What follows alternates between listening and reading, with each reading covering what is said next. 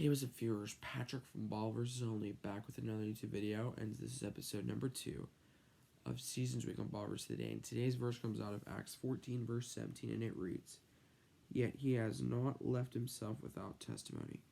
He has shown kindness by giving you rain from heaven and crops in their seasons. He provides you with plenty of food and fills your heart with joy." And that's what that verse means. And let's get right into it. Time for our church recap. And we're going to start in Colossians 3, verse 14. And here is what the verse says. And it reads, "And over all these virtues put on love, which binds them all together in perfect unity." Now, Revelation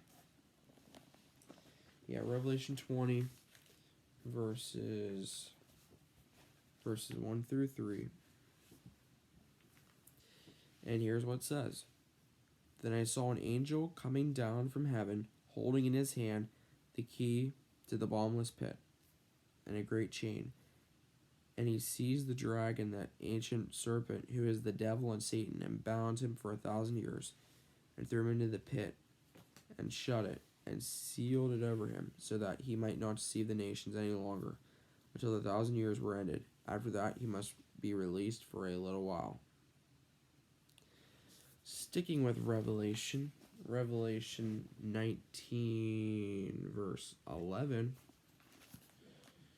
And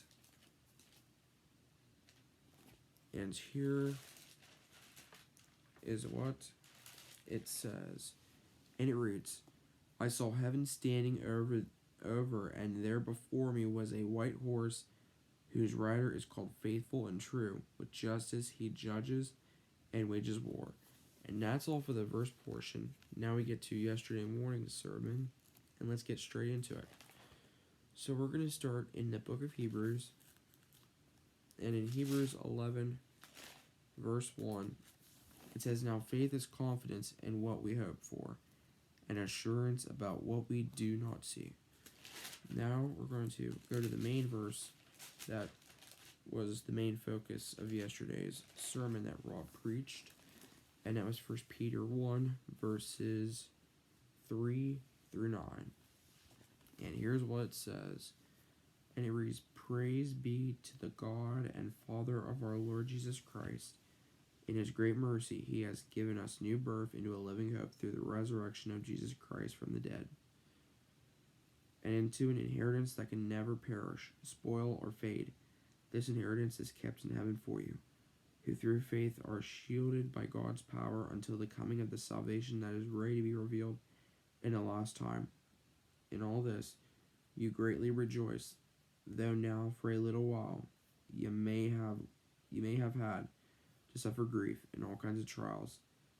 These have come so that the proven genuineness of your faith, of greater worth than gold, which perishes even though refined by fire, may result in praise, glory, and honor when Jesus Christ is revealed."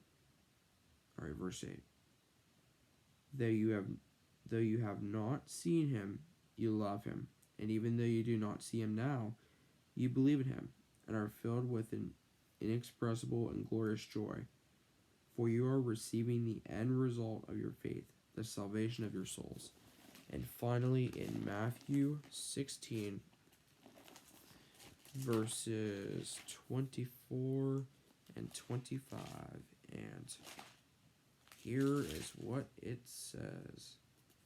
And it reads, "Then Jesus said to his disciples, 'Whoever wants to be my disciple must deny themselves and take up their cross and follow me. For whoever wants to save their life will lose it, but whoever loses their life for me will find it.'"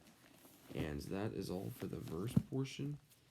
And the one note that I wrote down was, "Faith moves on evidence."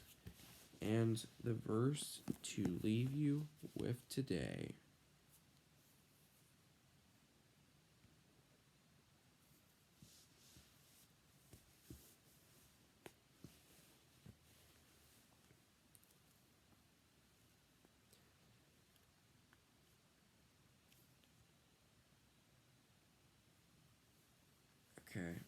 It just doesn't want to load. Alright. Well then, that's going to do it for the video. Thanks for watching, and until next time we meet again, viewers, in every way, God's way is always the best way.